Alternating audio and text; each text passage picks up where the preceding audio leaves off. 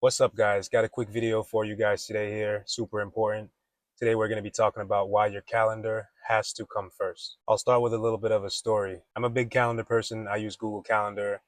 I try my best to map out my days so that I kind of have some structure. And that doesn't always happen. I don't always stick to it. However, what the calendar allows is for me to see what I think my day should look like, and it gives me an estimate of how much time certain things take. For example, most people think that their 9 to 5 is a 9 to 5, but when you look at a calendar and you put that time in, you're at the job from 9 to 5. But really, if you pay attention to showering, preparing breakfast, dinner, because you're going to that job, it's not a 9 to 5 anymore. It becomes more like an 8 to 6. So it really shows you what your days look like, and it gives you more of an accurate representation of what you're actually going to be doing the next day. Because most people, they don't realize that certain tasks take a lot more time than they anticipate.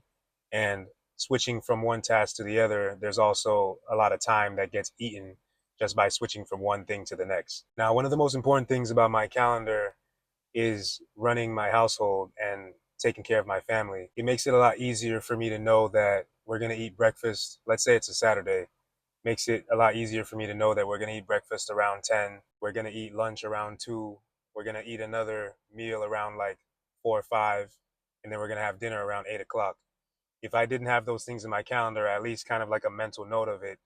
And that's another thing. A lot of people think that they don't need a calendar because they'll keep it in their head, but the more complex your life gets and the more moving pieces that are involved in your life, the harder it is to keep everything together without reminders, without having a calendar to kind of represent what your day looks like, and little tasks like a list of tasks or something that you have to do each day. Another thing that works with a calendar, it works really well, is obviously if you can kind of get as detailed as possible with it, you'll know that, okay, at 2 o'clock we're going to be eating chicken.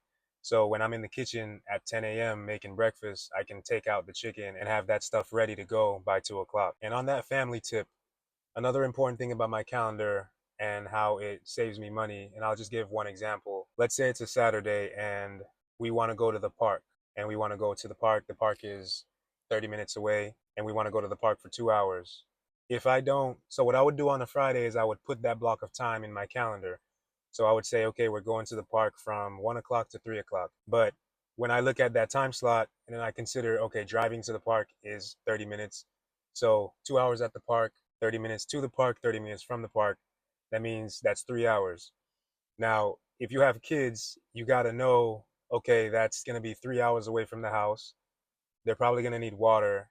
And we definitely need to eat before we go to the park and after we go to the park. If you're not a calendar person and you're not a planner and you're not a preparer, what's going to happen is on the way to the park, one kid could be hungry, the other kid's thirsty, the other one hasn't used the bathroom yet, and your day becomes chaos. Now it kind of messes up the flow of the day. People's moods are different. Everything changes. Now the fun stops.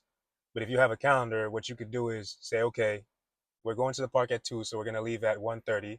So I need to have everybody sitting down by 1 o'clock so they can eat within 30 minutes, and then we can head to the park. Everybody's full, everybody's good. By the time we get to the park, 30 minutes in, their food's digested. We have fun at the park, and then we drive back home. It stops us from having to stop and get Chipotle and spend 50, $60 or whatever. Not that, I mean, it's just a way to plan and to be able to intentionally do what you want to do without these random things happening. So it gives you a clear picture of what you're supposed to do, how you're supposed to prepare, what you need to bring. Another example, if you know you're going to the beach, some people they just say they're going to the beach. But if you got a family and kids, especially if you're the male, you got to kind of have everybody's well-being on the front of your mind. You need to know how much water we need to bring. You need to know, do we need to bring food to the beach? Are we going to eat at the restaurant? Do we need to eat before the beach? Do we need to eat after the beach? How's that entire day going to go? What happens after the beach? Are the kids going to be super low energy after the beach to where we need to plan some downtime? Or are they going to still have energy after the beach, so we need to go back out and go to the playground or something like that? So all these things come into play when you have a calendar, and it just makes your life a lot easier. It makes things go for everybody else a lot smoother. Another benefit of using a calendar is you don't miss long-term goals. So I can put in my calendar that in 2027, I want to add an endorsement or I want to add a certificate to whatever title I have at my job.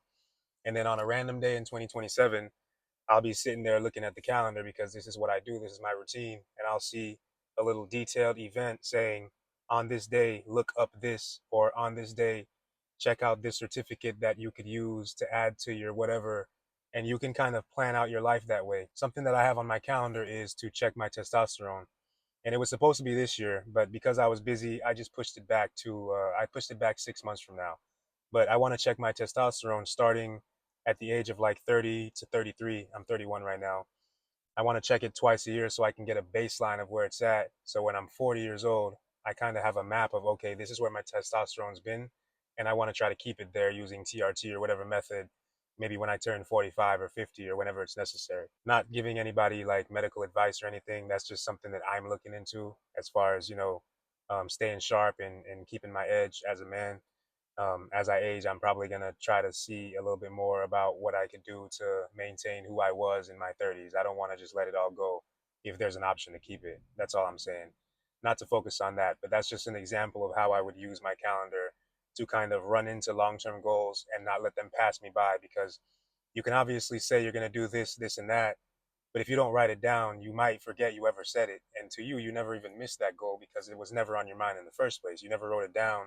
It's not going to pop up in front of you. You're never going to get it done. Another great part about my calendar that I love is a lot of times we put events and tasks on there when we're feeling ambitious. Whenever you open up your laptop and you got your calendar in front of you, you feel great. You feel like you're going to be able to accomplish all the tasks you put on there. And what you end up doing is you end up maybe not overloading the calendar with things to do, but you know who you really want to be deep down, and you end up putting those things on there. So you'll put, yeah, I'm going to go to the gym Monday through Friday for 1 hour. Perfect. Gonna do it 100%. You're in a good mood. You feel motivated. Your dopamine's hitting. You got your calendar. You took a shower. Your house is clean. You feel great. Now, what the calendar is going to force you to do is you said you were going to do that. So tomorrow, when you open it up and you're tired after work, but you said you were going to go to the gym for an hour, now are you going to do what you said you were going to do? And that's what I love about a calendar too. That's one of my main things I like, is because a calendar really represents screw your feelings. It tells you you said you were going to do this, so you don't have an excuse or you're lying to yourself because you said it. Nobody told you to put it on there. It's your calendar. You said you're going to go to the gym for an hour a day. You said you're going to stop drinking. You said you're going to stop smoking. So you need to do it. Or when you look in the mirror, you're going to feel it. You're going to feel that you don't represent the man that you said to yourself that you are. You said it. Number four, having a calendar forces realism. It forces you to be realistic. When you look at a calendar, it has an amount of time on there. It has 12 hours or whatever, however you kind of portion out your day. If you wake up at 8 and then you go to sleep at 8, you got 12 hours. Most people have a little bit more than that. You got about 16. But it really forces you to be realistic about how you use your time. So you know that if you go to work from 9 to 5 and you do construction and you need a nap after work, you know not to put gym after work. You know to probably try to schedule a nap. And you don't need to go as far as scheduling a nap. But what you could do is if you go do construction from 8 to 4, you could probably leave 4 o'clock to 7 p.m. blank, and then you can get after it after that if you want to. Or if you know you just don't got no energy after that and you're just done for the day, you're done for the day. But maybe you can do minute tasks like do the dishes, prepare your clothes for work. Maybe you can check on your kids' homework, spend some time with them if you got a family. So it forces you to be realistic about your time. Because when you're sitting back the night before and you're really looking at tomorrow, you're like, okay, you're going through each task, like, okay, wake up, go to work. All right, this is my little checklist. I got to do that. Okay, cool. I can do that. After work, gym. Okay, that's a lot. Okay, so I said gym, and then I also got to take my son to the park to play basketball. So, okay, so I'm going to work out. Oh, dang, tomorrow's leg day. So, sheesh, that's going to be really hard to do. I got to do legs tomorrow. Can I really do legs and then take him to the park and then run that 2 miles with him? Probably not. And a lot of times, like, even though you've been using the calendar for years, you're still going to get these things wrong because you want to be Superman. You want to get it all done. You want to serve everybody. But it really makes you look at your time, and it tells you, like, you have this amount of time. You want to be this, this, and this in 10 years. You need to allocate at least an hour towards this goal, an hour towards that goal. You start to realize you don't have time. Like, you don't have time for anything. I watched basketball up until a few years ago, and now I don't have time for it. And honestly, I don't miss it because I picked who I want to be at 35. I haven't picked who I want to be at 40 yet because 35 makes more sense to me because I have no idea. I'm going so hard at certain things that I'll just see where I'm at 35 and then I'll pick a bigger thing at 40. I'm always going to pick something crazy and try to see if I can hit it, and hopefully it fails, but it fails close. Like if you're shooting for the moon, you land on the stars or something like that. You guys know what I'm talking about. The calendar forces you to be realistic about your approach and your day-to-day habits, and it keeps you in line with who you said you're going to be. Last little thing on calendars. This is what made me realize that there's no such thing as a 9 to 5. 9 to 5 is such a lie that they don't even factor in lunch and the two 15-minute breaks. It's not even an 8 hour day, it's a 9 hour day. And then when you think about the commute and then you think about the dread is for the people that have a 9 to 5 that they don't like their job. The dread is at least 30 minutes. Like you're at least upset that you have to go to work for 30 minutes, or pep talking yourself, or trying to, give yourself some energy to get it done, or preparing for that little corporate good morning that you hate to tell everybody, preparing to have those little surface level conversations that we all hate to have at work because we're all deeper than we seem truly. None of us want to do that. None of us want to have the surface level conversations, but we know we got to do it. The dread counts for time. The commute counts for time. Preparing lunch counts for time. So really, there's no 8 hour workday. It's about 10 or 11 hours. And a calendar shows you that because it shows you all the little things that you got to do because of work. You wouldn't have to pack lunch if you didn't have to go to work. You wouldn't have to go grocery shopping at that exact time on Sunday to make sure you have enough time to do everything and try to give yourself a bigger window during the week. You wouldn't have to do any of that. 9 to 5 is a lie, but calendars are true. Calendars are real.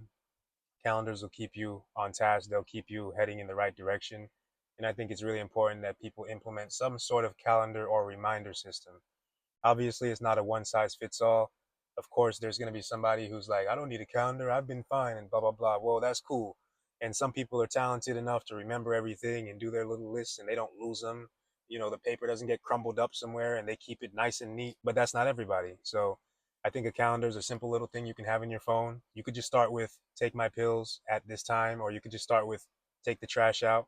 You could section it out how you want. You could ignore events. You could ignore the whole time block thing. You could just put little tasks on there and leave them as long as you complete it for that day, you're good. But it allows you to have certain things that repeat daily, and it pushes you in the right direction. So those are a few reasons to use a calendar, and this video was about why your calendar must come first.